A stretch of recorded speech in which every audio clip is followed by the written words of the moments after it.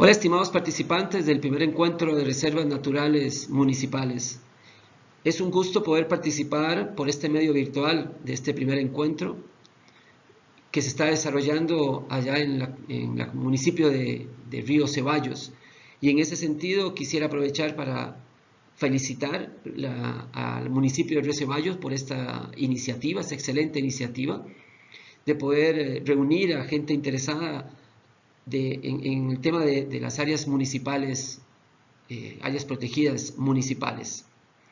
Y bueno, quisiera también agradecerle particularmente a Flavio Martínez por haberme permitido llegar hasta ustedes a través de esta forma, de este video, poder llevar este mensaje del tema de la planificación moderna, lo que vamos a conversar.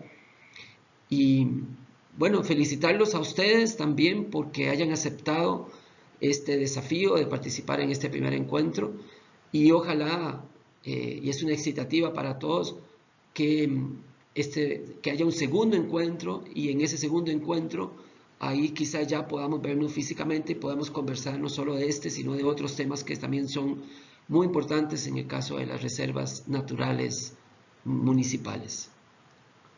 Para continuar con la charla, voy a cortar el video que aparece en la parte inferior de la pantalla para poder tener disponible toda la pantalla para las ideas que quiero compartir con ustedes.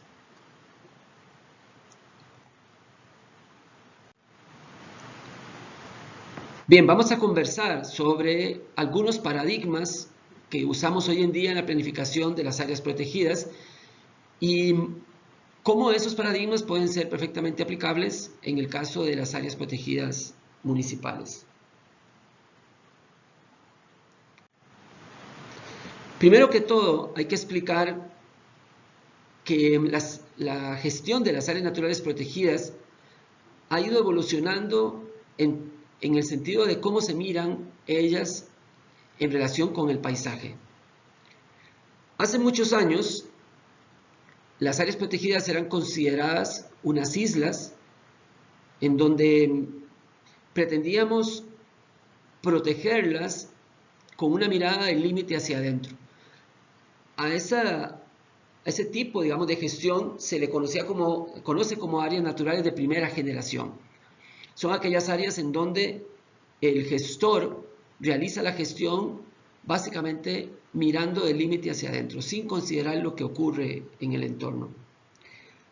Luego aparece, años después, el concepto de zonas de amortiguación y empieza a mirarse al entorno, pero con una perspectiva defensiva, y a eso le llamamos las áreas protegidas de segunda generación. Luego, entendemos que las áreas deben estar interconectadas en el paisaje y aparece el concepto de los corredores biológicos.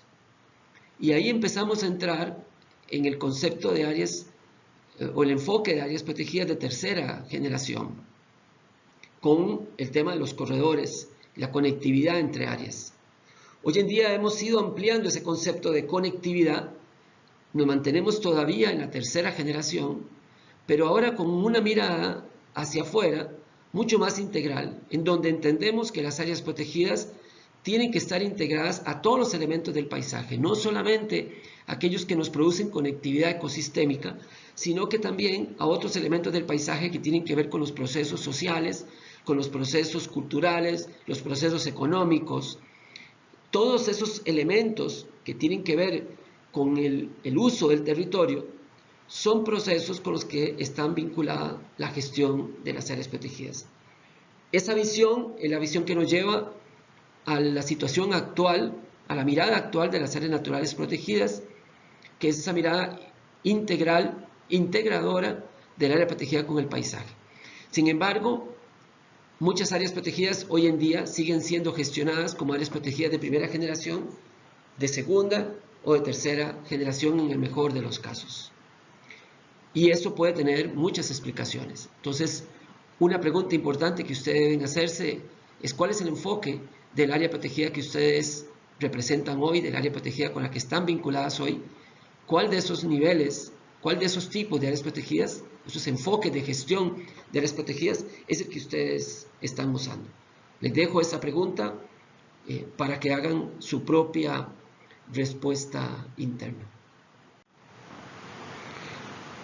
¿Qué entendemos entonces por áreas protegidas de tercera generación? Son las áreas que han dejado atrás esa visión aislada de primera generación y defensiva de segunda generación sobre el entorno paisajístico, y ahora tienen una mirada mucho más integral basada en unos principios que llamamos los principios del enfoque por ecosistemas. Esos principios, esos 12 principios, definen en conjunto 4 paradigmas fundamentales, que son: el primer paradigma es el entendimiento y gestión sistémica de la forma como operan los territorios. Es la comprensión hoy en día que los territorios son enormes escenarios sistémicos en donde todo está relacionado. Es también la comprensión de que requerimos una participación activa y efectiva de los diferentes sectores sociales con sus intereses, sus saberes, sus perspectivas, sus cosmovisiones. Debemos incorporar esos elementos en la gestión de las áreas protegidas. Debemos adquirir un compromiso para una sana relación económica entre humanos y ecosistemas. Hay que entender que el territorio es un activo económico y debe ser usado como tal. Las áreas protegidas salvaguardan los servicios ecosistémicos que ese activo económico le ofrece a la sociedad, y esa salvaguarda debe hacerse en función de que esos servicios ecosistémicos se mantengan y lleguen a las personas que los necesitan. Un abordaje adecuado en cuanto a las escalas de tiempo y espacio es también otro paradigma para lograr objetivos estratégicos en la gestión. Tenemos que revisar las escalas espaciales de nuestra gestión y las escalas temporales también, de cómo definimos objetivos, y debemos trabajar en diferentes escalas, diferentes niveles para tener una gestión multiescala espacial, multiescala temporal. ¿Qué implica en la práctica entonces una gestión de tercera generación? Implica que necesitamos gestores que miren su trabajo con límites más funcionales que jurisdiccionales y que tengan una alta capacidad de liderazgo. Aquí los municipios tienen que darse cuenta que muchas veces la gestión de un área municipal implica la coordinación con otros municipios, en el mejor de los casos, a veces con otras provincias, o inclusive, en el caso de provincias limítrofes, coordinación con otros países. Planificación integral de grandes paisajes como marco para la gestión de sitios.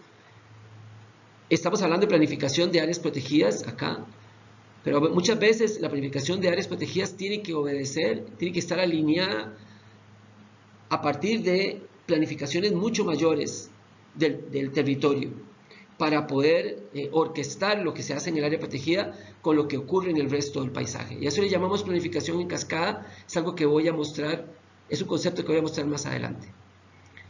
También necesitamos estructuras de participación. O sea, una gestión de tercera generación significa estructuras de participación efectivas que puedan atender los conflictos de intereses en un marco de interculturalidad. Entonces, considerando que hay diferentes cosmovisiones, diferentes formas de ver las cosas, y debemos integrar esos elementos. Buscar acuerdos que puedan crear alianzas para la gestión del territorio. Una gestión de tercera generación es una gestión de alianzas, es una gestión basada en acuerdos con otros actores. No se concibe un área protegida aislada en términos no solamente del paisaje, sino también en términos de las acciones sociales, organizacionales, institucionales que operan en el territorio.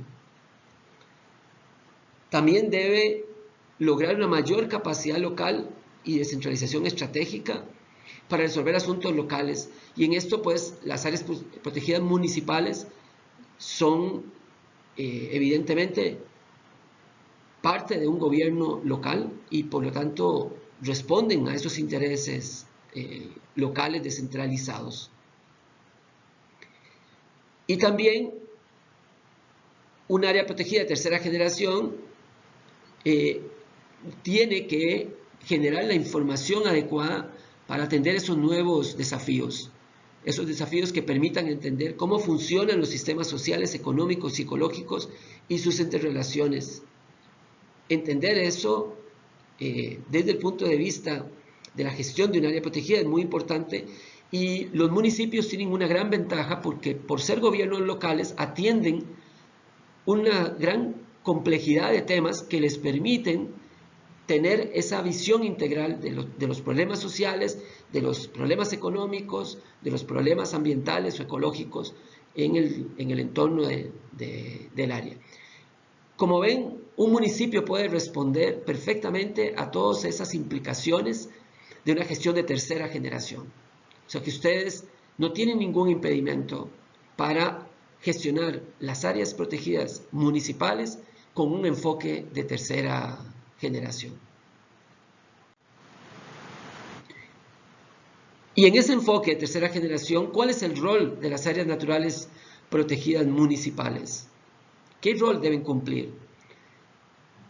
El rol principal es atender en primera instancia los requerimientos locales. Son áreas que están en el marco de los gobiernos locales que deben responder a eso, a esos requerimientos de la gente local. Por ejemplo, protección de fuentes de agua o de otros servicios ecosistémicos como la belleza escénica, por ejemplo, para generar atractivos locales que permitan flujo de visitantes y todo lo que esto significa para la movilización económica en la zona. Aportar al bienestar humano de los locales, proveyendo también, siendo sitios para proveer recreación, siendo sitios para proveer elementos de estabilización climática, estabilización de suelos, para que los servicios ecosistémicos que usan los locales puedan seguirse ofreciendo. Protección de especies, ecosistemas clave a escala ya más local, y aportar en conjunto con otras áreas protegidas a la funcionalidad del paisaje. Trabajar en red con otras instituciones, organizaciones e iniciativas de conservación para impulsar esfuerzos coordinados es otro rol, sobre todo por pertenecer a un gobierno local. Están en una posición en donde pueden trabajar en redes con otras instituciones. Y participar activamente en la gestión del paisaje, particularmente en el ordenamiento territorial, que es una función importante de los municipios, y la planificación de proyectos vinculados con el uso del territorio. Entonces son roles que pueden eventualmente asumir las áreas protegidas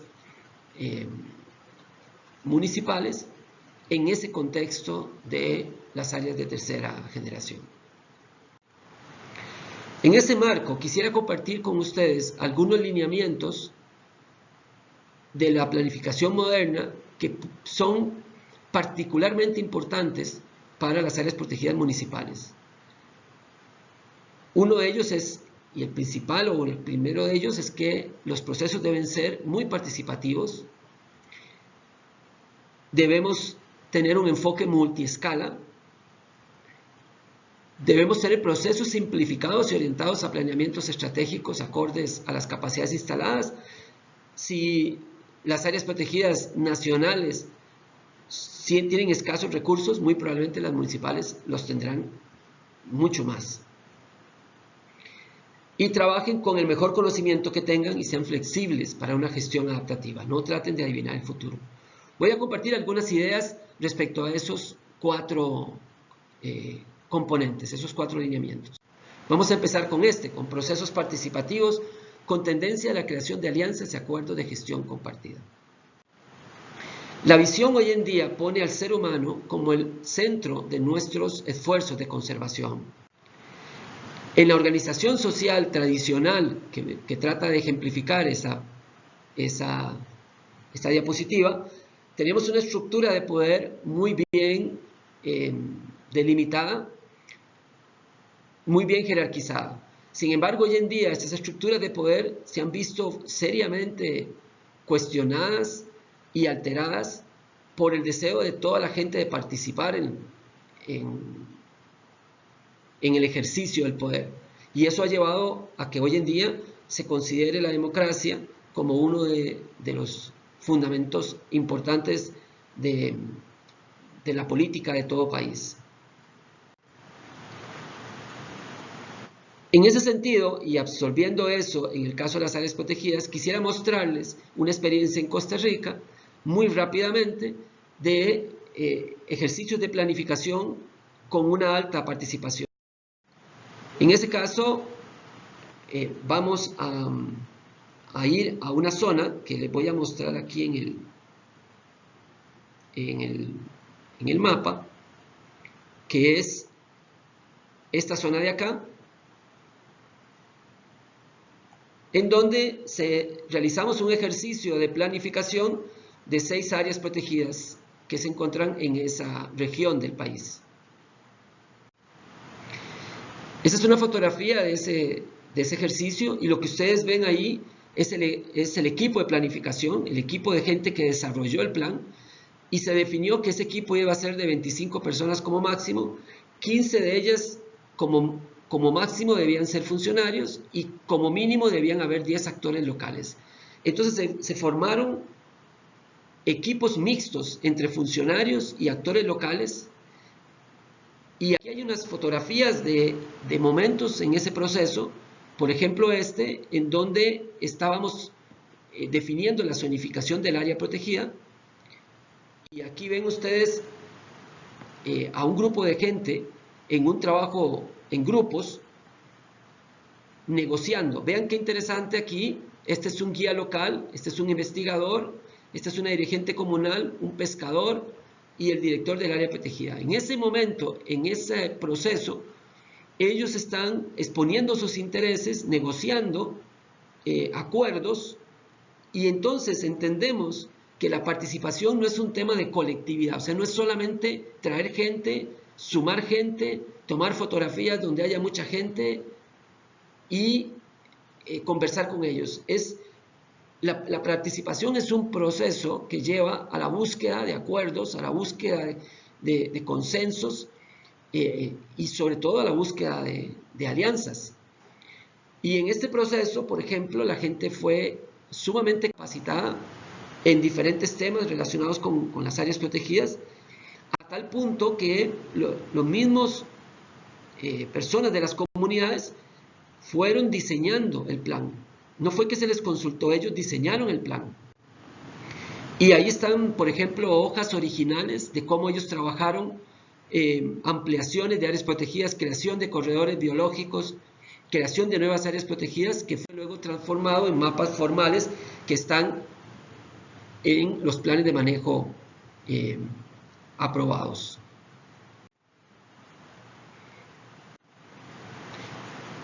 Otra experiencia con un enfoque un poco diferente la tuvimos en Salta, por ejemplo, en donde trabajamos esta área protegida, que es la Reserva de los Andes. Esto está en la parte altoandina.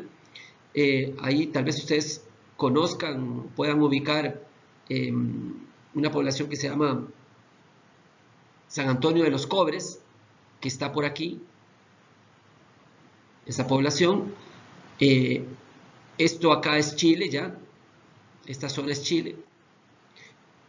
Y entonces estamos en una parte bien altoandina, ahí estamos alrededor de los 4.000 metros. Esa área tiene 1.700.000 hectáreas, es un área provincial. Bien, ahí se hizo un ejercicio de planificación. Se definieron 3 niveles de participación. Un nivel político, en donde estaban los tomadores de decisión, gente representando a diferentes ministerios, diferentes municipios, diferentes órganos del poder público.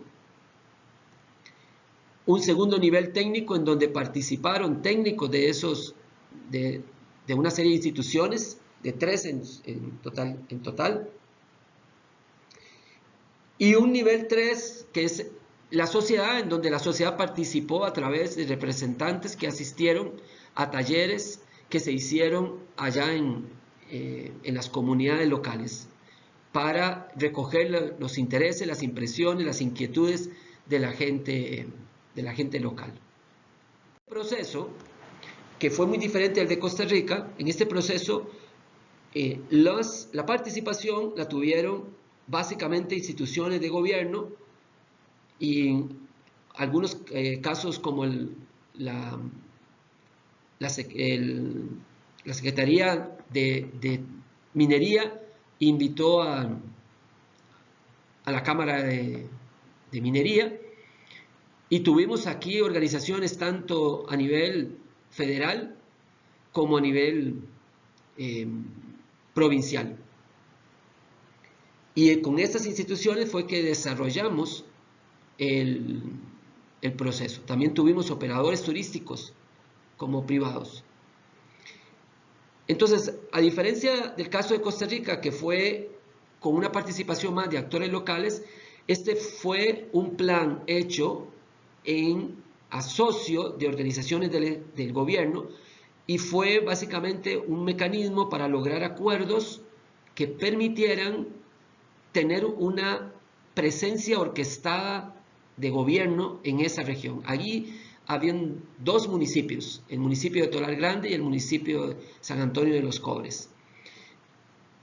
Bueno, este tipo de acciones son cosas que los municipios podrían tener el liderazgo y llamar a los procesos de planificación, llamar a otras instituciones y tratar de hacer una orquestación de la intervención del Estado en esos sitios.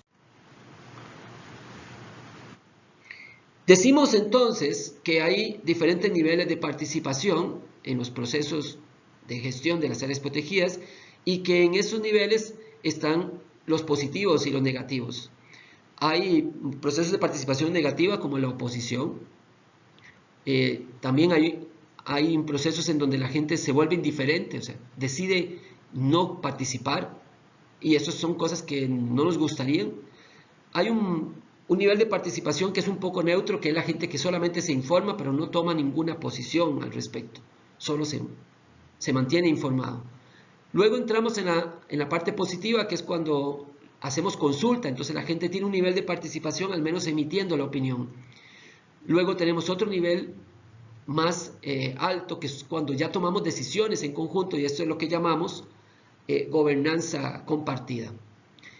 Y luego tenemos otro nivel más alto inclusive, en donde hacemos acciones conjuntas, y eso se llama gestión compartida. Y son los niveles más altos los que buscamos cada vez con la participación. Entonces, la visión hoy en día, la visión de áreas protegidas de tercera generación, busca gobernanza, o sea, decisiones conjuntas y acciones conjuntas. No nos quedamos con la consulta, queremos ir más allá que eso en los procesos.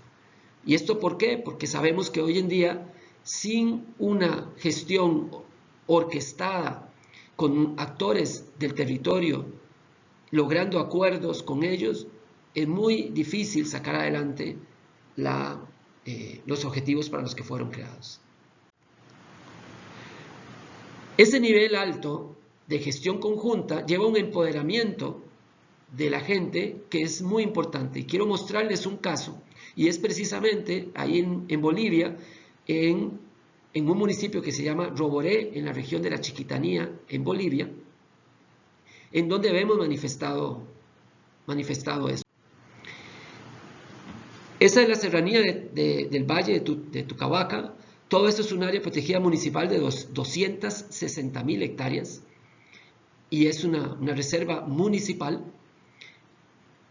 Y esa región tiene unas pequeñas poblaciones que poco a poco, a través de procesos de participación y a través de entender ellos la importancia de su área protegida, porque así la consideran para su propio bienestar, es que ellos han establecido luchas para contrarrestar amenazas que han llegado a esos territorios. Por ejemplo, el gobierno central de Bolivia envió a esa región grupos de personas sin tierra para que pudieran tener un espacio donde cultivar, algo con lo cual estamos completamente de acuerdo. Sin embargo, el problema es que el sitio donde fueron enviadas esas personas y donde empezaron a provocar estas aperturas estaba dentro del área protegida, particularmente en la zona núcleo del área protegida. Y entonces ocurrió un fenómeno muy interesante, que fue que la misma gente local fue la que colocó una serie de... Bueno, ahí la flecha, en paréntesis, ahí la flecha señala dónde fueron enviados esos nuevos colonos, y entonces como un grupo de las mismas comunidades locales bloquearon el único camino de acceso a esa zona, lo bloquearon y no permitieron el ingreso de los colonos. Ya habían entrado unos, y donde ellos se dieron cuenta del daño que eso estaba causando, decidieron bloquear el ingreso de colonos e inclusive sacaron a los nuevos colonos. Eso no lo hizo el municipio de Roboré, eso lo hizo la gente local empoderada de la importancia de su área protegida. Sin embargo, hay que tener cierto cuidado con la participación. Si vemos una curva en donde aumentamos la participación en términos de qué cosas se consultan, qué cosas se deciden en conjunto o se hacen en conjunto con otros grupos sociales, y vemos la curva de gobernabilidad en términos de la velocidad y la eficiencia sobre todo con la que se toman las decisiones, vemos que si aumentamos mucho la participación, disminuimos mucho la gobernabilidad. Esto es fácil de entender sabiendo que a mayor gente opinando cuesta más tomar decisiones y por lo tanto cuesta más llevar las riendas del proceso. Entonces hay que buscar un punto de equilibrio que nos permita equilibrar el que haya la suficiente participación para que la gente esté empoderada del proceso, pero no tanto como para que perdamos la gobernabilidad. Si encontramos ese punto, vamos a tener una gobernabilidad muy sólida. Las decisiones que se tomen van a poderse implementar de manera muy efectiva. Pero requerimos participación para darle solidez a los procesos de gobernabilidad. Hay que encontrar ese equilibrio, no hay que abusar de la participación, ni darle demasiada participación en los procesos del área, hay que limitar cuáles son los estratégicos, los tácticos, ni tampoco con esa excusa no dar participación a la gente en la gestión del área. Bien, vamos a abordar ahora el segundo lineamiento. Es este lineamiento que tiene que ver con el enfoque multiescala que debemos tener en los procesos de planificación y en la gestión en general de las áreas protegidas. Y esto significa que hay que tener una mirada de sitio, o sea, una mirada local, pero hay que entender cómo ese sitio se relaciona con el paisaje en el que está inmerso. Entonces, eventualmente tenemos que estar viajando en dos escalas, en la escala de sitio y en la escala de paisaje. Este enfoque multiescala también aborda la escala temporal, y esto significa que en los procesos de planificación miramos desde objetivos que deben cumplirse a lo largo de muchos años, 100, 200 años, hasta una visión de 20 años y luego objetivos de 5 años y cosas que queremos alcanzar este año. O sea, tenemos diferentes escalas temporales.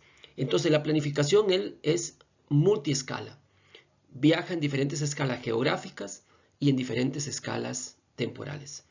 Vamos a ver esto un poquito mejor.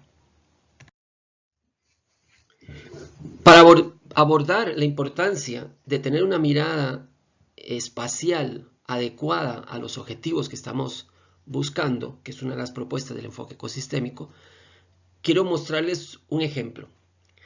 Algunos de los que estarán escuchando esta intervención serán biólogos y habrán escuchado en algún momento el concepto de metapoblaciones, pero habrá otros que no. Entonces permítanme hacer una pequeña referencia de qué se trata este concepto. Metapoblaciones es un concepto de la biología de la conservación que básicamente lo que dice es que hay poblaciones de una especie en un sitio, en un lugar determinado, que está conformado por un conjunto de poblaciones. O sea, una metapoblación es un conjunto de poblaciones. Pero lo que hace la metapoblación es el relacionamiento de esas poblaciones a través del flujo de individuos. Y eso está mostrado con las bolitas azules. Los círculos que ahí se llaman sumidero y población fuente, que están en rojo y en verde, que yo voy a explicar ahorita, representan las poblaciones. Y las bolitas azules representan los flujos de individuos que pueden haber entre esas poblaciones. Entonces, la metapoblación es una población de poblaciones que se relacionan entre sí por medio del flujo de individuos. Ahora, tienen otra característica particular, y es que, como verán, hay algunas que se llaman sumidero y otras se llaman población fuente. Las poblaciones sumidero son aquellas poblaciones de esos individuos que están en un ambiente que es poco propicio o inclusive negativo para esa población, y su tasa de natalidad es negativa. Sin embargo, la población no se extingue. O sea que, pese a que la población tiene una tasa negativa demográfica, la población no se extingue porque hay una población fuente que es la que nutre de individuos, que en ese caso es la que está señalada ahí en color rojo. La población fuente es una población de estos individuos que está en un ambiente mucho más propicio y por lo tanto tiene una tasa de natalidad muy positiva, y lo que hace es emitir individuos a las otras poblaciones. La razón por la que hay una población sumidero, una población fuente, tiene que ver con presencia de depredadores, condiciones ambientales de alimentación o para reproducción adecuados para la población que sea. Entonces, si las condiciones son positivas, la población aumenta en número y llega el momento en que supera la capacidad de carga y los individuos salen de la población y fundan otras poblaciones en otros sitios que pueden tener condiciones ambientales muy adversas. Entonces la población no crece, digámoslo así, como lo haría en la población fuente, pero no llega a extinguirse porque la población fuente está constantemente emitiendo individuos a esa población sumidero, y entonces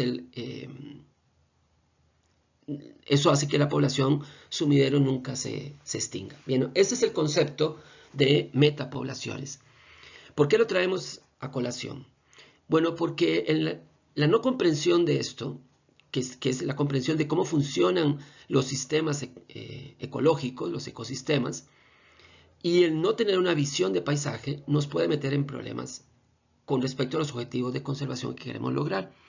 Supongamos que un grupo de investigadores van a un territorio y en ese territorio, por medio de unos transectos, descubren que hay una especie de mono, digamos. Y solamente descubren la presencia del mono y descubren que es una especie muy rara, amenazada o inclusive podría ser hasta endémica. Entonces inmediatamente comunican a las autoridades y el municipio, dado que es una especie muy local, decide tomar acciones y crea un área protegida. Sin embargo, cuando va al territorio y trata de definir el área, encuentra con que hay intereses muy fuertes de personas muy poderosas que tienen pensados desarrollos económicos en la región y que no quieren participar de un área protegida. Pero no importa, termina creando el área protegida en una sección de ese territorio que incluye lugares donde está el mono. Sin mayor estudio, sin entendimiento de cómo funciona, simplemente están protegiendo un lugar en donde está el mono. Entonces, aparentemente, si uno no entiende bien las cosas, estaría protegiendo el mono con el área protegida. Ahora, ¿qué es lo que ocurre? Fuera del área protegida, los propietarios siguen con sus proyectos productivos y hacen lo que tenían planeado hacer, una transformación del ambiente, generando una pérdida de cobertura en las afueras del área protegida. Pero en principio, el área protegida está bien protegida. Supongamos que tiene guardaparques, que tiene estructura, que no recibe cacería, no se está deforestando nada adentro, o sea que el área está intacta. Sin embargo, fuera del área, las poblaciones de esta especie están sufriendo problemas y hemos creado una barrera de interacción entre las poblaciones que están dentro del área protegida y las poblaciones que están fuera. O sea que hemos cortado el sistema metapoblacional que había en el sitio. Más allá de eso, las condiciones ambientales cambiaron en las poblaciones de afuera porque ahora tienen menos alimento, porque ahora tienen más depredadores, inclusive el depredador humano. El hecho de haber abierto la frontera agrícola muy cerca crea también otro tipo de depredación, otro tipo de problemas ambientales, y eso lleva a la extinción de las poblaciones que están fuera del área protegida. Sin embargo, nosotros partimos del hecho de que las poblaciones que están dentro del área protegida están bien protegidas. Lo que pasa es que ya sabíamos que ambientalmente estas poblaciones eran sumidero. O sea, que esas poblaciones tienen una tasa de crecimiento negativo, pero se sustentaban por el flujo que venía de la población fuente. ¿Qué pasó entonces?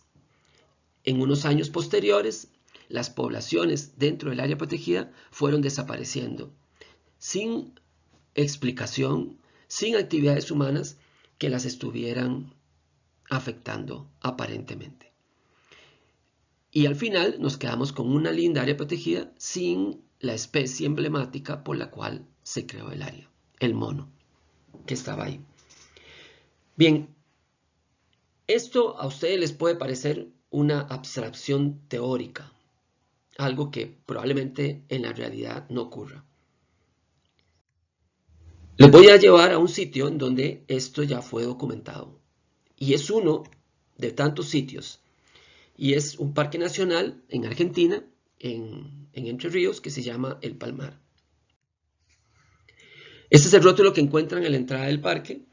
Y quiero hacer notar a ustedes en este rótulo que aquí, como emblema del parque, hay una vizcacha. O sea, la vizcacha y las palmeras son los dos elementos emblemáticos del Parque Nacional El Palmar. Este es un mapa del parque. Lo que está señalado en la flecha verde es el parque. El amarillo que está al extremo izquierdo muestra todo el humedal del río el Palmar, y lo que está en rojo es toda la cuenca del Palmar. Bien, el parque está colindando con el río Uruguay, límite entre Argentina y Uruguay, en Entre Ríos. Estas bolitas rojas muestran los lugares donde se han encontrado vizcacheras, o sea, centros de anidación de vizcachas.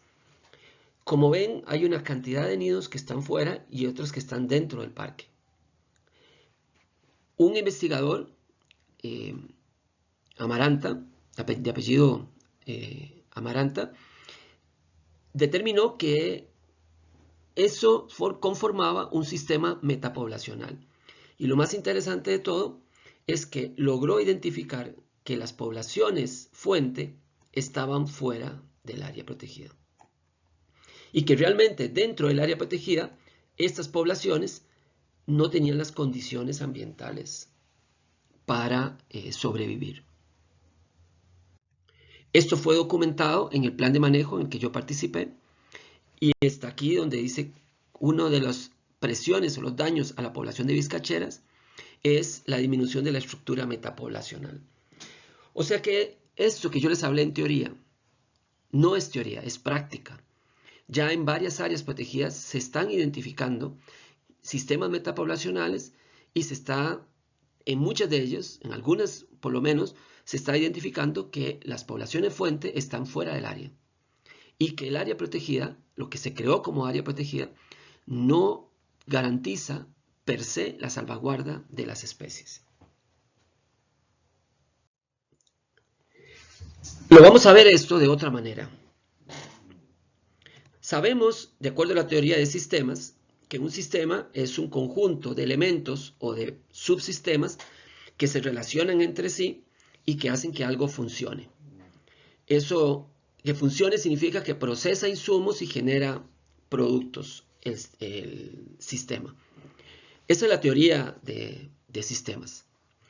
Si eso lo aplicamos al bosque, entendiendo que esto lo llamamos un ecosistema, las partes podríamos decir que son las especies. Realmente hay partes más complejas que especies, pero bueno, vamos a dejarlo así por el momento, simplemente para usarlo como de una manera didáctica. Entonces, los ecólogos y los biólogos se dedican a estudiar esos sistemas, esos entrelazamientos entre las especies en un sistema boscoso. Y durante muchos años, el objetivo de la conservación fue proteger esos sistemas, así como están. Dado que ese era el objetivo de la conservación, entonces los que entendían esos sistemas eran los que mejor entendían los procesos de conservación. Sin embargo, hoy en día hemos cambiado la escala, y es de eso lo que estamos hablando con este punto. Hoy en día entendemos que ese sistema boscoso es solamente un elemento de un sistema mayor que tiene otros elementos como las áreas de producción, las áreas donde vive el ser humano, las áreas de ganadería e inclusive las áreas de desarrollo de infraestructura y otros modelos de uso de la tierra. Y entonces ahora nuestro sistema, el sistema que estamos analizando, ya no está compuesto solamente por especies silvestres. Claro que está incluido ese ecosistema anterior, pero ya no es el sistema, es un subsistema de un sistema mayor que contiene otro tipo de elementos en ese sistema. Entonces ahora los esfuerzos de conservación están a esa escala. A escala de compaginar y entender el sistema económico, el sistema social, el sistema ecológico y cuáles son las interrelaciones de esos sistemas, que a su vez conforman un gran sistema que llamamos paisaje. Y cuando todas las partes del paisaje funcionan, el paisaje funciona como un todo. Y esa es la teoría del enfoque, el abordaje del enfoque ecosistémico es un enfoque de paisaje. Y en ese enfoque de paisaje ya no estamos hablando solamente de este sistema que está aquí. Estamos hablando también de esto, de producción, estamos hablando de temas sociales, de conectividad social y económica, de modelos de producción que operan en la zona. Son todos estos elementos los que ahora estudiamos y tratamos de entender en este concepto de abordaje ecosistémico de la conservación. Entonces, como ven, un área protegida es solamente un elemento de ese paisaje. Cuando ustedes gestionan una reserva municipal, están gestionando un elemento de ese paisaje.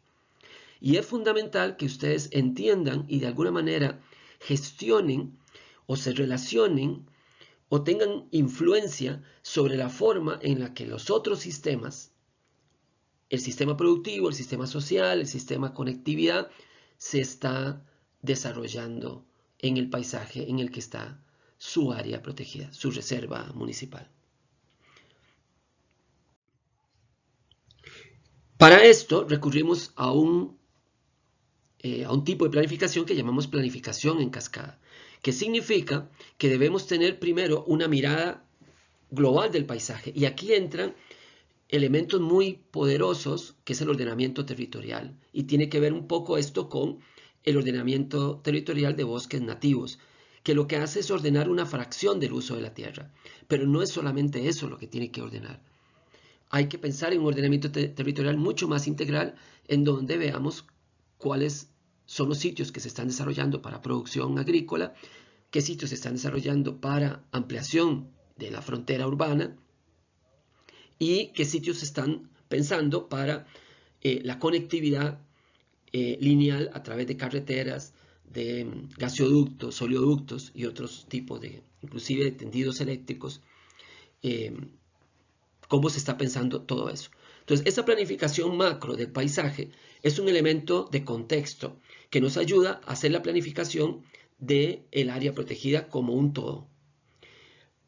Y una vez hecha la planificación del área protegida como un todo, tomando en consideración esa planificación del paisaje, hacemos una planificación a escala de un sector del área protegida, que es cuando bajamos a las zonas, las zonas del área protegida y hacemos la planificación de esas zonas, e inclusive podemos ir a la planificación específica de un sitio.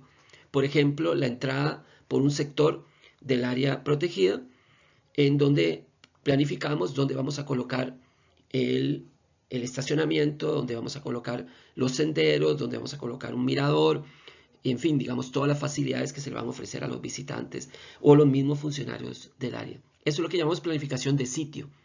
Eso está dentro de un sector en donde se ha determinado que ahí va a haber un sitio de uso intensivo. Ese sector obedece a una planificación a escala de área protegida que está enmarcado en una planificación a escala de paisaje. Ese relacionamiento de abajo hacia arriba y de arriba hacia abajo de esos diferentes niveles de planificación es lo que llamamos planificación en cascada. Y les quiero mostrar un caso de esta visión de ordenamiento en esas escalas. Y eso lo hicimos en Salta, en un lugar que se llama Tartagal, allá en la provincia, en el norte de la provincia de Salta, muy cerca o colindando con Bolivia. Este es el mapa de las áreas protegidas de Salta y observen este grupo que señalo ahí con ese círculo en rojo. Es un grupo de varias áreas protegidas. Inicialmente, la Secretaría de Ambiente de la provincia de Salta deseaba implementar un plan de manejo para cada una de esas áreas protegidas. En contraposición, la propuesta fue: hagamos un área de gestión territorial mucho más integral y desarrollamos un modelo que llamamos las ACTIS, Áreas de Gestión Territorial Integral, que es un modelo de gestión del territorio que propone un abordaje integrado de todos los componentes del mismo, tendiente a la conservación de la funcionalidad de los ecosistemas, junto con sus bienes y servicios, con base en la aplicación de los paradigmas propuestos en el enfoque ecosistémico. Entonces, tomamos esas 5 áreas protegidas y en lugar de hacer un plan de manejo para cada una de ellas, que además tenían una forma muy particular, y eso ustedes entenderán muy bien que eso obedece a la disponibilidad de territorio en los mapas cartográficos, o sea, esos eran terrenos fiscales que fueron declarados áreas protegidas y por eso tienen esas formas. Entonces, abordar la planificación de esos terrenos con esas formas, desde el punto de vista ecosistémico, no tiene sentido. Estamos hablando de áreas protegidas provinciales, ¿verdad? Para que se ubiquen un poquito para acá más abajo, de acá en esta dirección hacia abajo, está Tartagal. Y aquí está la entrada a Bolivia, si no recuerdo mal, por la ruta 34, me parece. Bien, entonces lo que le propusimos al gobierno de la provincia de Salta fue tomar una región y planificar a escala de esa región, y a eso le llamamos área de gestión territorial integral, y esa planificación después se bajaba a escala de área protegida. Esta fue la planificación a escala de la región. Eso es un mapa de ordenamiento territorial en donde el color verde más oscuro significa áreas que deben estar en un estado de intangibilidad. El verde claro son áreas que vendría a ser más o menos el rojo en el ordenamiento territorial de bosques. El verde clarito vendría a ser un poco el amarillo en el territorial de bosques, de bosques nativos, y el amarillo que colocamos ahí es un área intermedia entre el amarillo y el verde que tiene el ordenamiento territorial de bosques, pero en este caso, en el caso de este mapa, el amarillo representa áreas que pueden eventualmente tener fragmentación. Y no significa pérdida total, sino fragmentación de bosque. Y el área naranja es pérdida total de bosque. Esas son las áreas blancas, digamos, en el ordenamiento territorial de bosques. Ahora, esto fue lo que se hizo a escala de todo el área de gestión territorial integral del ACTI. Y ahí podrán ver que están las áreas protegidas. Voy a extraer las áreas protegidas con esa zonificación. Esta que está aquí la vamos a ver solamente para las áreas protegidas. Entonces, si ustedes ven este mapa, si lo vieran solo, el mapa que está al lado derecho, verían o creerían que no tiene sentido esa zonificación, que es una zonificación muy extraña. Y pareciera que sí. Eso si usted ve las áreas protegidas como islas. En ese paradigma, inclusive de la generación 1 y de generación 2. Pero lo que está ahí es una respuesta a la aplicación de la tercera generación. O sea, del lado derecho, el mapa pareciera no tener sentido, pero del lado izquierdo, sí. Y ahí sí se ven como piezas de un rompecabezas mayor, que es lo que se describe en el lado izquierdo. El lado izquierdo está el rompecabezas completo. En el lado derecho, solamente unas piezas del rompecabezas. Esta es una aplicación de este concepto en un proceso de planificación. Y ahí usamos otra nomenclatura adaptada a la nomenclatura que estaba en la ley del sistema de áreas protegidas de Salta. Ahora, ¿cómo implementamos eso fuera de las áreas protegidas? Bueno, esos son los catastros de los propietarios y vamos a tomar un ejemplo de catastro, lo vamos a ampliar y el catastro S1705 pertenece a un propietario. Ahí entramos en un proceso de negociación, ahí entra en los fondos de la ley de bosques, entra el ordenamiento de bosques, entra otra serie de elementos que nos permiten interactuar con esta persona, con este propietario y buscar venderle esta zonificación que están viendo ahí en ese recuadro ampliado a ese propietario. Y eso es gestión. Entonces, dentro del área, lo que hacemos es trabajar bajo nuestras reglas porque tenemos la jurisdicción. Fuera del área, lo que hacemos es gestión. O sea, promovemos que eso ocurra. Puede ser que lo logremos, puede ser que no, pero ya tenemos un objetivo de gestión para trabajar fuera del área protegida. Con respecto a la multitemporalidad en la planificación, quería mostrarles este esquema.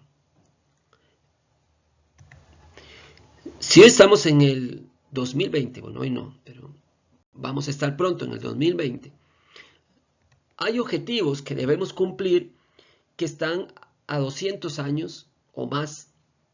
Y esos son los objetivos por los cuales el área fue creado, que es lo que consideramos la misión. La razón de ser del área protegida no es algo que se acabe en los próximos 15 o 20 años. Es una razón de ser de mucho más tiempo. Y eso está o debería estar plasmado en el acto de creación de la reserva. En el caso del municipio, la ordenanza o el acto jurídico del municipio debería decir cuál es la razón de ser, la misión de esa área protegida. Ahora, no podemos hacer un plan de 200 años.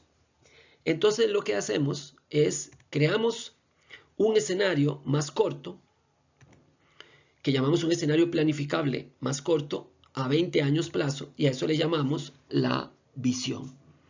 Entonces, creamos una visión de 20 años. Entonces, vean que tenemos una misión de 200 años y una visión de 20 años. Ahora, para lograr llegar a esa visión de 20 años, vamos generando una serie consecutiva de planes de manejo que funcionan igual que las roscas o las los elementos que hacen girar a un tornillo, de manera que cuando uno lo gira, el tornillo va entrando. Esa espiral, digamos, que se forma en el tornillo. Entonces, cada círculo que ustedes ven ahí representa un ejercicio de planificación. Por ejemplo, de 5 años. Entonces, quiere decir que yo alcanzo la visión de 20 años en 4 ejercicios de planificación de 5 años.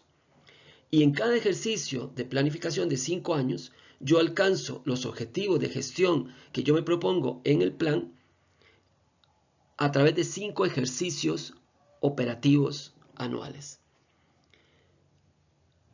Este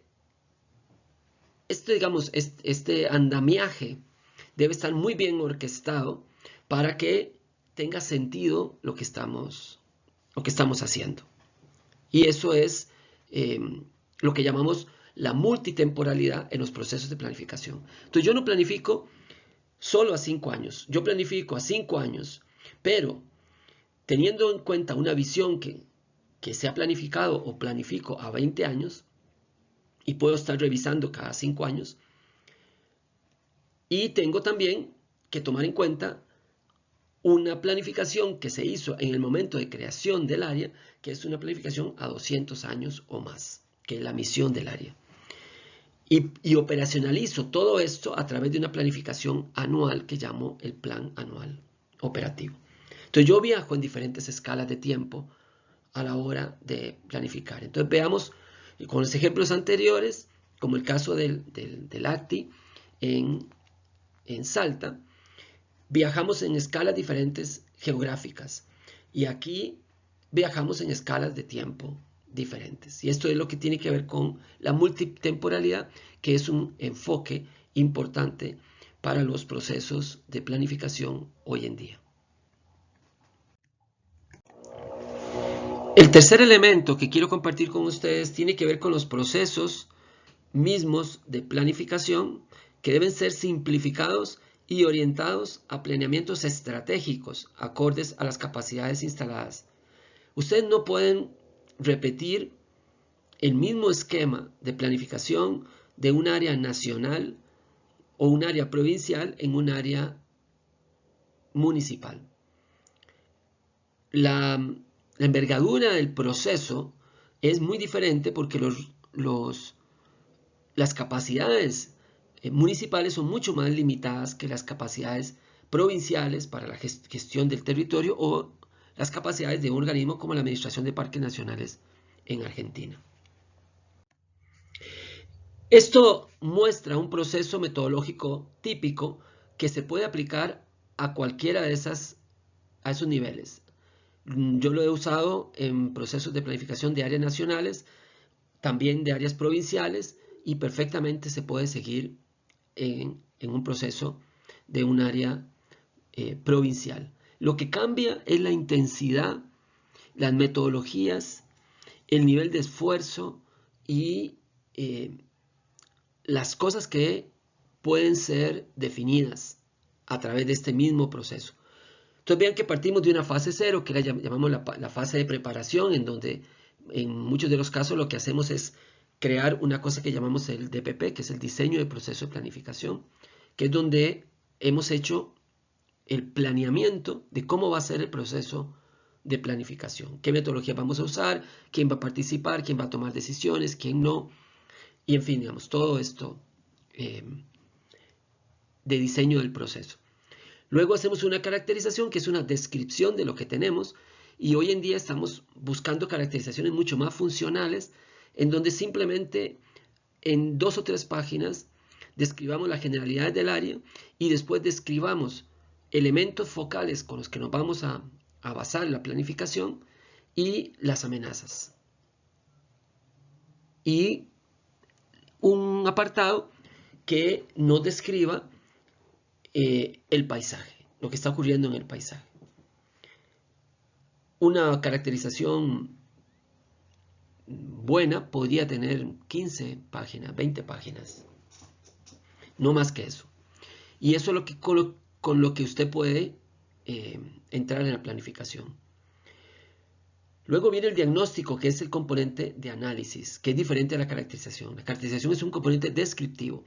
El diagnóstico es un componente de análisis. Y ahí se aplican muchas herramientas. Hoy en día se están usando mucho las herramientas de los estándares abiertos para la práctica de conservación, que es tomar elementos, ellos llaman a esos elementos objetos de conservación. Otros enfoques metodológicos los llamamos elementos focales y tienen otras nomenclaturas. Y la idea es identificar una serie de elementos cuyo análisis nos permite analizar todo lo que está ocurriendo en el territorio. Son como especies de macroindicadores, digamos, lo que nos dicen la situación del territorio. Hacemos ese análisis y descubrimos ahí cuáles son las intervenciones fundamentales que nos permiten mantener esos elementos funcionando. Pero también analizamos cuáles son los servicios ecosistémicos que prestan esos elementos al paisaje y cómo el paisaje también los está afectando. Y trabajamos esas relaciones con los elementos del paisaje. Y también analizamos la situación del área protegida en términos de sus capacidades de gestión. Y usamos herramientas muy poderosas como el modelo conceptual, que es una herramienta de análisis integral a escala de paisaje. Luego pasamos a la fase de alcance, en donde definimos básicamente las grandes estrategias con las que vamos a trabajar, las líneas estratégicas, los objetivos que queremos lograr de gestión, los objetivos de 5 años y las metas que queremos lograr en 5 años. Y otros elementos fundamentales que nos definen lo que vamos a alcanzar en 5 años. Trabajamos la zonificación, que es el ordenamiento territorial, y hoy en día estamos usando mucho la zonificación por condición, que es un enfoque de zonificación un poco diferente a la zonificación por usos, por la que probablemente ustedes están acostumbrados a hacer. Y terminamos en un plan de acción, que son las actividades o las grandes acciones que vamos a ir desarrollando a lo largo de los próximos 5 años, acciones que deberán ser la base para la conformación de los planes anuales operativos a lo largo de esos 5 años. Esto que describí anteriormente está aquí en este modelo, ahora presentado a nivel de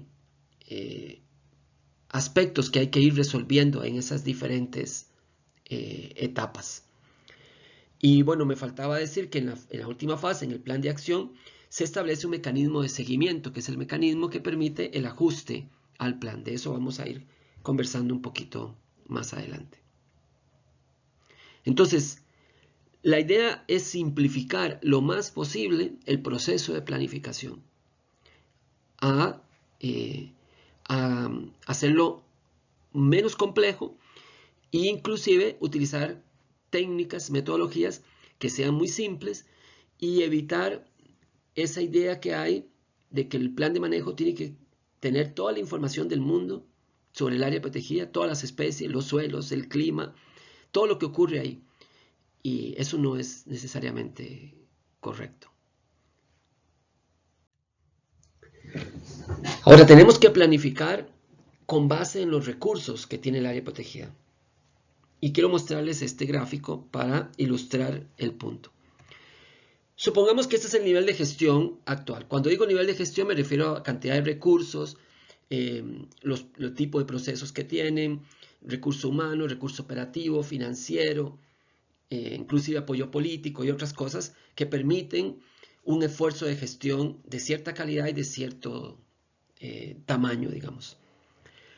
Ahora resulta que haciendo el análisis de lo que se requiere, determinamos que este es el nivel en el que debería estar ese nivel de gestión para lograr enfrentarse a los desafíos a los que se va a enfrentar el área en los próximos años. Eso sale a partir del diagnóstico.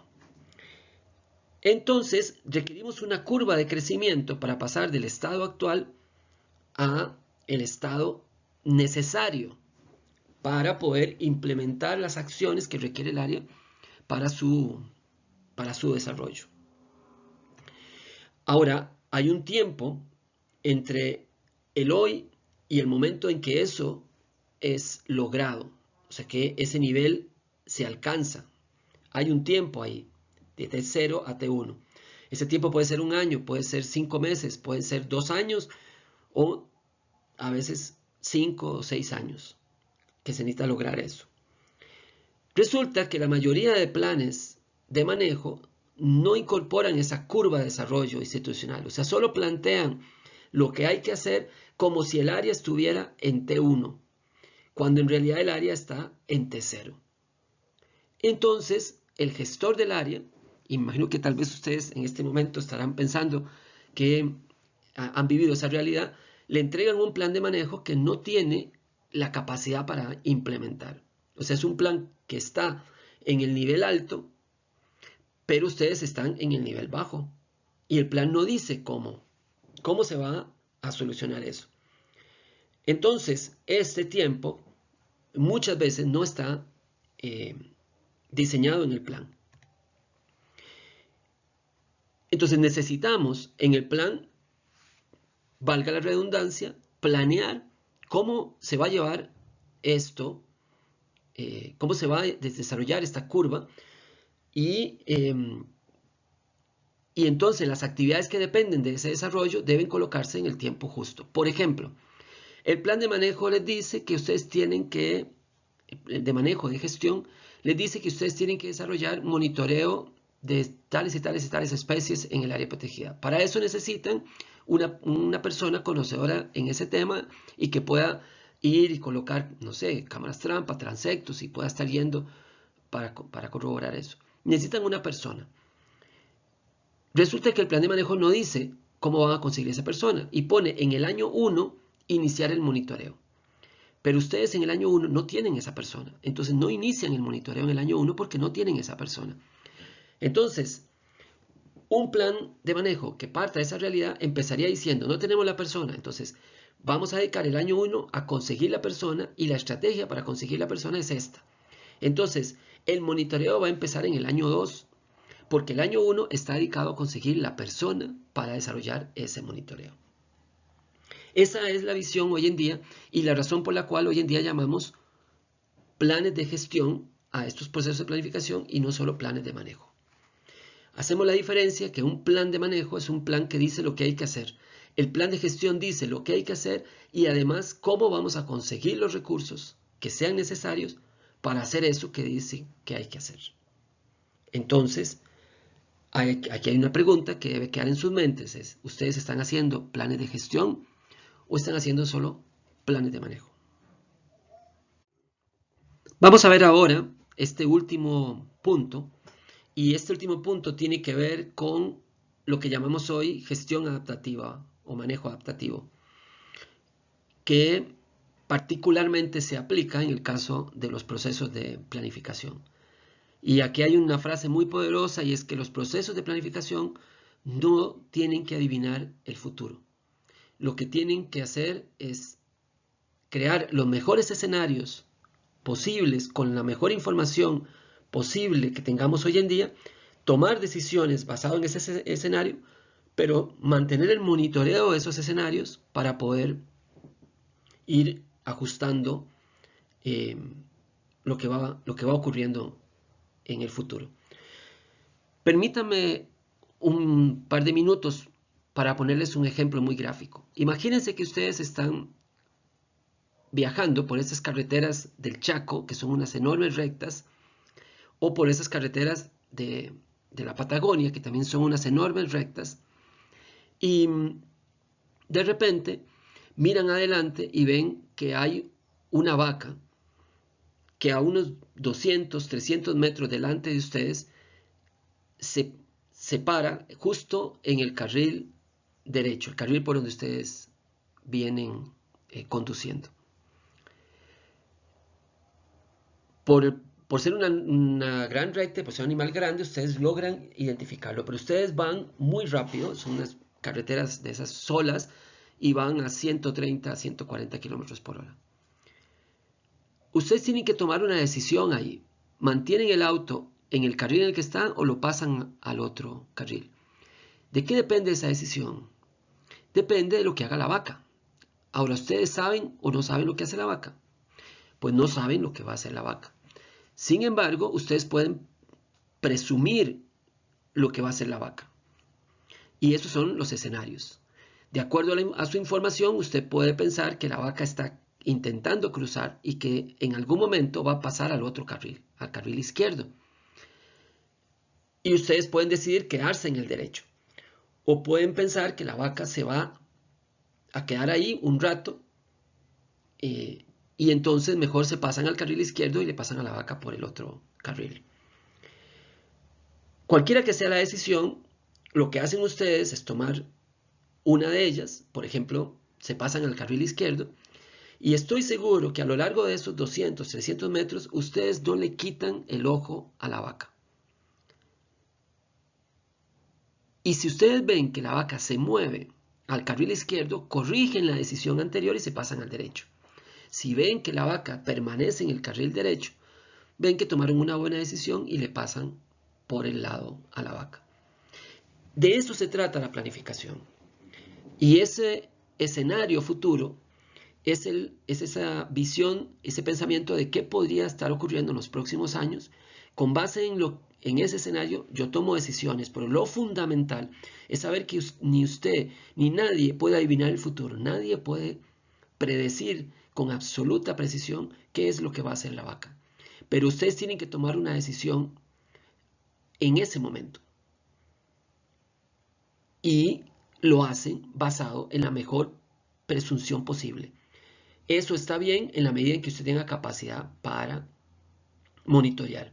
Imaginen que alguien les diga, tome una decisión y ahí cierre los ojos y siga en esa dirección. Eso es un suicidio.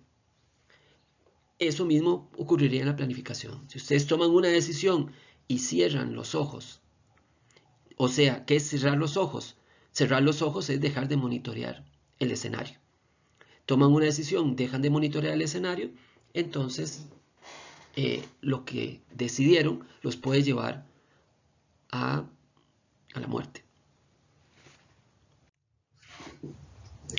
Hoy en día hablamos entonces, a partir de eso, de un concepto que llamamos planificación lineal y planificación no lineal. Les voy a mostrar lo que es la planificación lineal con un ejemplo de una mesa de billar. Vamos a suponer que la pantalla es una mesa de billar. Ahí tenemos una bolita de billar y esto es uno de los tacos. Así le llamamos al menos aquí en Costa Rica. Entonces yo golpeo el taco con una fuerza y con un ángulo y eso me hace presumir que la bolita viajará cierta distancia en cierta dirección. Dado que en una mesa de billar las condiciones están súper controladas, esa presunción es bastante factible que yo la pueda acertar. Y eso es lo que hace un buen jugador de billar. Presume, a partir de la intensidad y el ángulo con el que golpea la pelota, cuál va a ser la trayectoria que va a seguir la pelota. Pero para eso él necesita condiciones controladas, que la mesa sea absolutamente plana, que tenga el mismo tipo de superficie y esté absolutamente horizontal, entre otras condiciones. No haya viento ni cosas así. Bien, esto presume entonces que si el taco son mis acciones y la posición original de la bolita es el escenario actual, presume que yo puedo predecir con mucha precisión un escenario futuro que es a dónde va a ir a parar la bolita. Esto implica la suposición de este modelo de que hay una causa-efecto perfectamente predecible y planificable. Bueno, en la realidad de las áreas protegidas esta presunción es completamente falsa. Y esa relación causa-efecto está condicionada a una serie de variables sumamente dinámicas, variables que están en el territorio, que nos dicen que la trayectoria que seguirán los acontecimientos no es predecible. ¿Esto en la práctica qué significa? Que yo tengo una situación en un área protegida, Por ejemplo, digamos que tengo una especie que está sometida a una cacería y entonces la gente caza por comercio y entonces yo digo, bueno, mi acción es cortar el comercio y una vez que yo corte el comercio, la gente va a dejar de cazar. Esa es una presunción causa-efecto que yo parto del hecho, digamos, que es absolutamente predecible. Si hago eso, estoy en ese escenario de la visión lineal de la planificación. Y muchos procesos de planificación hoy en día, la gran mayoría, parten de esa presunción. Yo quito el comercio, se cae la cacería. Punto. No hay más que discutir. Eso equivale a pasarse al carril izquierdo y cerrar los ojos. Porque yo estoy absolutamente seguro que la vaca no se va a mover. En el ejemplo que les decía, yo estoy absolutamente seguro que una vez que yo corte el comercio, la cacería se va a acabar. ¿Por qué lo estoy haciendo así? Porque mi diagnóstico me dice que la gente caza para vender. Todo esto es un ejemplo, ¿verdad? Bien. En la visión no lineal de la planificación, las cosas no funcionan así.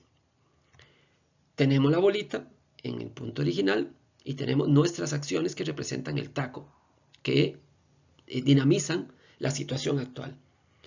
Entonces yo golpeo la bolita, pero a diferencia de las condiciones controladas de una mesa de billar, en este caso yo no tengo condiciones controladas. Entonces la bolita puede seguir una trayectoria más o menos en ese rango que puede tener esta forma, esta otra forma o esta otra forma. Entonces yo tengo las acciones, tengo el escenario actual y tengo diferentes trayectorias posibles para llegar a ese escenario. Ahora vean que yo sigo insistiendo en que la bolita va a llegar al mismo sitio, pero esta vez puede ser que recorra cosas mucho más complejas que una línea recta, como lo había mencionado antes. Vamos a tomar una de esas trayectorias. Antes de eso, perdón, en este modelo, la suposición es que no hay una causa-efecto predecible. O sea, yo no tengo esa línea recta y van a ocurrir cosas una vez que la bolita empieza a moverse que van a redireccionar, valga la redundancia, la dirección que lleva la bolita. Entonces vamos a tomar este escenario y vamos a suponer que yo golpeé la bola empezó a caminar en la dirección que estaba previsto, pero resulta que más adelante ocurre esto, ese cruce ahí medio raro. ¿Y por qué ocurrió eso? Porque hubo una fuerza externa que golpeó la bolita. Yo no tengo eso previsto, yo no puedo predecir eso, yo no sé adivinar el futuro, no sé que eso va a ocurrir. No lo sé en el momento que hago la acción de golpear la bolita. Vean que no estamos en la mesa de billar. Entonces, si yo sé que ocurrió eso y que mi bolita ya no va en la dirección que yo quiero, ¿qué tengo que hacer? Intervenir de nuevo la bola, golpearla y redireccionarla hacia el escenario que yo quiero lograr. ¿Qué significa ese taco café? Ese taco café, por ejemplo, significa que si tomamos el ejemplo que le estaba mencionando antes, yo corté el mercado, pero resulta que la cacería ya había tomado otras dimensiones y la gente le gustaba ir a cazar y consumía ellos mismos. Entonces la cacería sigue, pero ya no por razones comerciales, sino por otras razones. Otras razones que yo no había monitoreado, que yo no había identificado, perdón, que representan la intervención en esa café. Entonces, además de cortar el comercio, yo tengo que volver a intervenir, pero esta vez tratando de crear otras condiciones para evitar la cacería, pero ahora ya con otras razones que no son el comercio, porque el comercio ya lo combatí. Eso es lo que significa esto. Y esto es porque en la planificación no lineal trabajamos con escenarios, posibles escenarios, y entendemos que es un modelo dinámico de intervención que necesita ir corrigiendo el rumbo de los acontecimientos Y esto hay que irlo modificando de acuerdo a cómo van ocurriendo los acontecimientos. Entonces yo tengo que tener dos cosas fundamentales aquí. Flexibilidad para corregir, cambiar acciones. Tengo que tener un norte muy claro de para dónde voy yo para no perderme. Entonces, teniendo el norte muy claro y flexibilidad para corregir, yo puedo ir haciendo ajustes. Además, hay un tercer elemento fundamental. ¿Y cuál es? Precisamente el monitoreo. Yo tengo que monitorear el territorio. Tengo que estar monitoreando lo que está ocurriendo en el territorio. Voy a mostrarles esto de nuevo, pero esta vez reflejado más en términos de un plan. Ahí tenemos en esa gráfica el año 0, que está en el lado izquierdo, y representa el momento actual.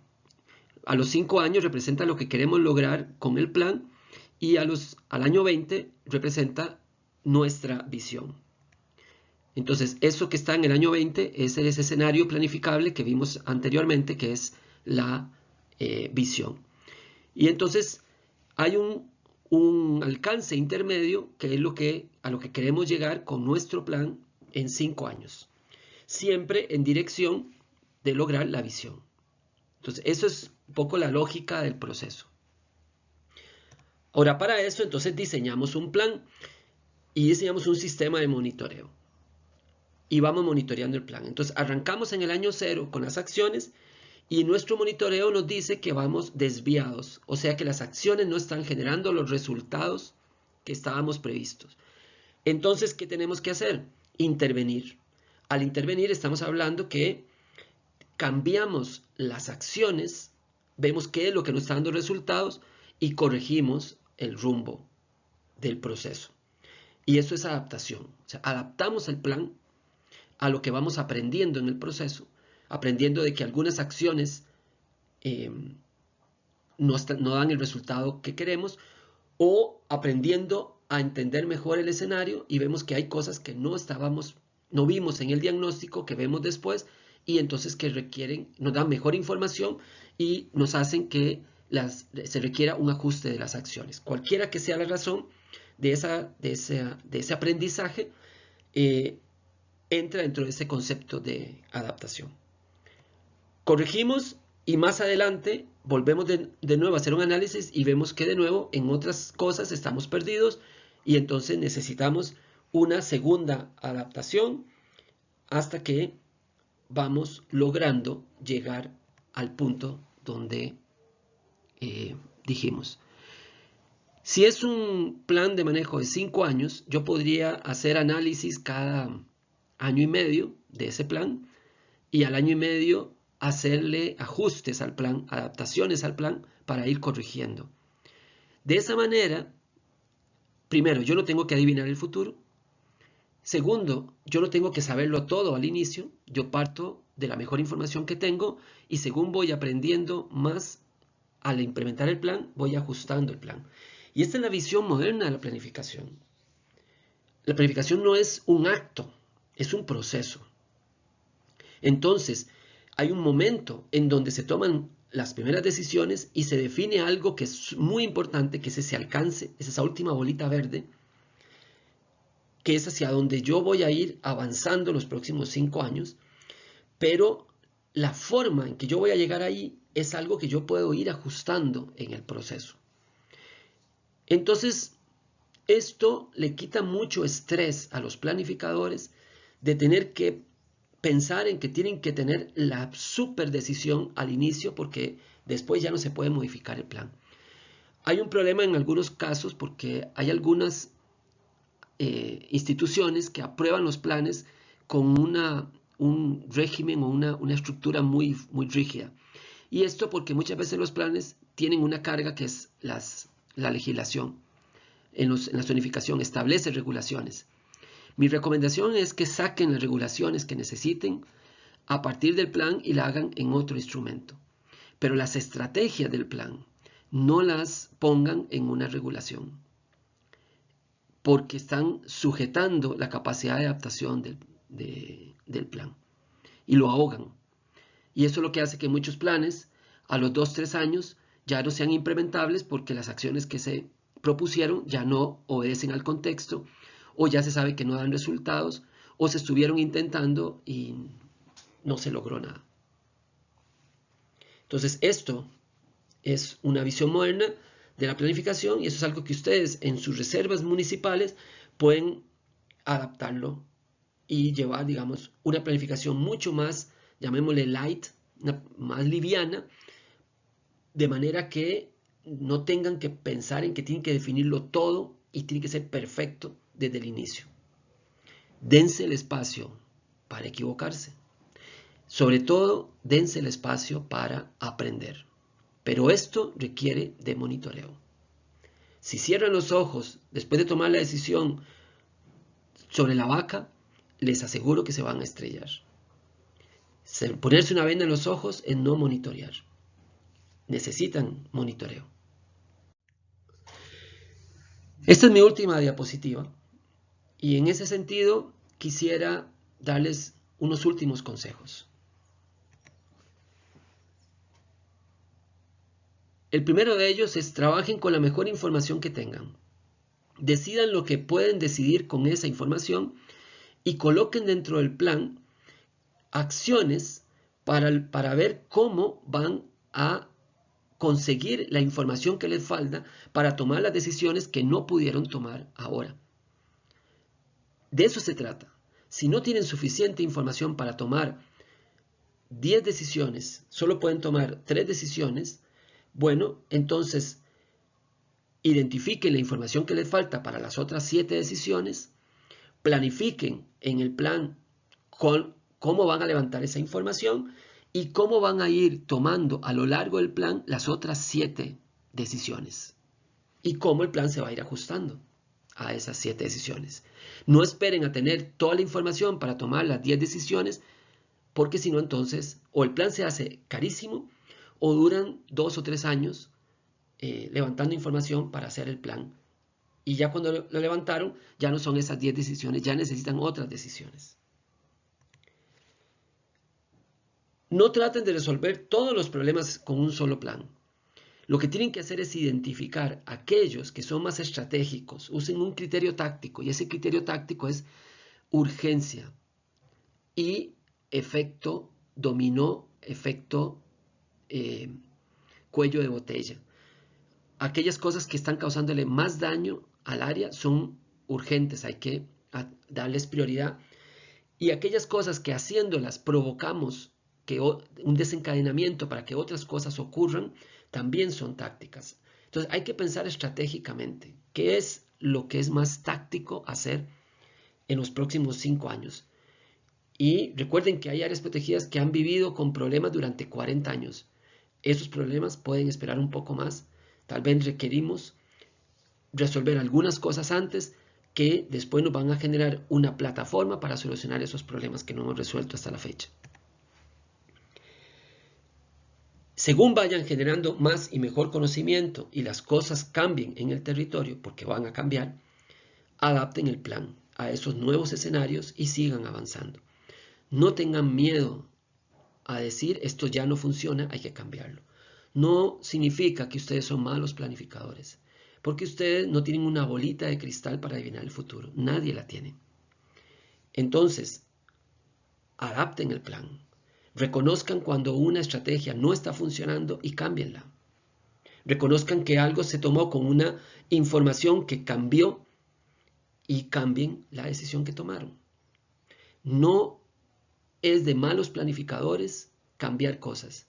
Todo lo contrario, es de malos planificadores no cambiar un plan cuando sabemos que no está funcionando. Y por último, no confundan planificar con legislar. El plan no es una ley, es eso, es un plan.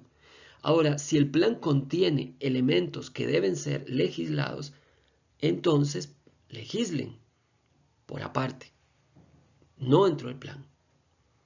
No hagan del plan en el marco regulatorio de las áreas protegidas. Las áreas protegidas necesitan ese marco regulatorio y hay que hacerlo. Y debe estar basado en el plan. pero no necesariamente ser parte del plan. Si el plan dice que hay que regular una acción de cierta manera, regúlenla, creen una ordenanza o la medida que sea en sus respectivos municipios y regúlenla. Pero no la incluyan dentro del plan porque entonces forzan al plan a tener un carácter regulatorio y necesitan para eso darle esa fuerza. Al darle esa fuerza le dan también una rigidez y al hacerlo rígido lo matan. Matan toda la parte estratégica. La inhabilitan de la posibilidad de rejuvenecerse, de readaptarse, de reacondicionarse a los cambios que ocurren en el territorio.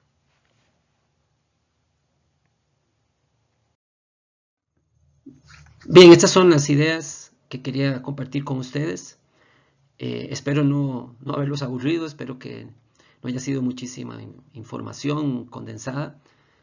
En todo caso, ahí están mirando mi correo electrónico y el número abajo es mi número de WhatsApp. Siéntanse en toda libertad de comunicarse conmigo. Si tienen dudas, si quieren compartir alguna información o quieren compartir algunas ideas, con mucho gusto.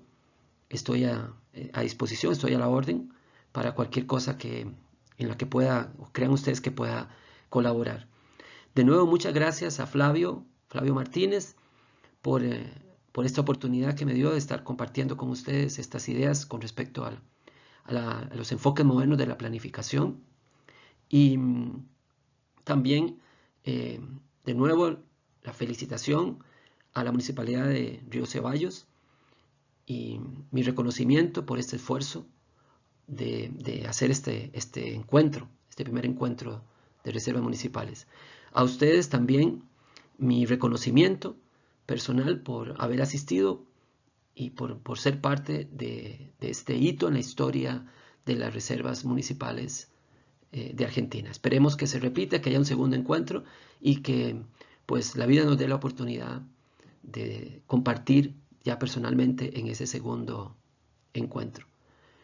Ojalá que la estén pasando bien, ojalá que estén produciendo muchas cosas y ojalá que esta charla les haya servido en ese proceso productivo de este primer encuentro. Un abrazo a la distancia, un saludo, sigan trabajando por la conservación, están en el camino correcto. No importa lo que digan otros, están en el camino correcto. Muchas gracias.